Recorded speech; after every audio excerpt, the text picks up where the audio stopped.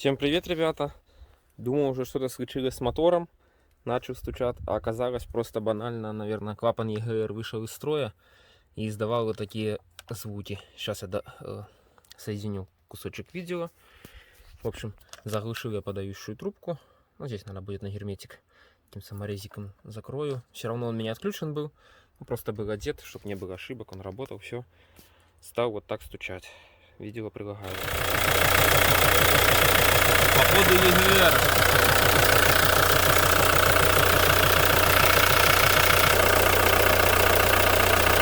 А я подумал, что-то в моторе ляпает, а это клапан ЕГР. Снял вакуум с него. Тишина. Ладно, будем ездить дальше, все отлично. Дорожная тревога. Все, сейчас звуки пропали, сейчас покажу, как работает.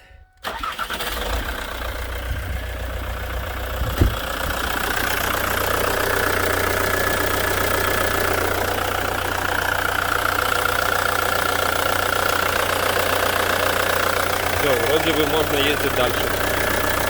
Дорожная тревога. Все, всем пока.